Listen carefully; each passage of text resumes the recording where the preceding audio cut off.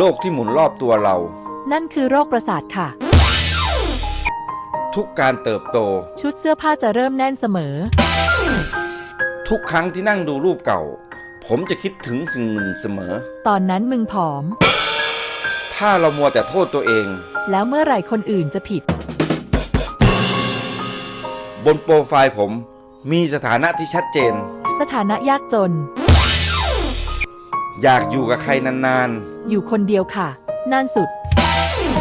เราทำทุกอย่างให้คนพอใจไม่ได้มึงก็ไม่เคยทำอะไรพอใจสักอย่าง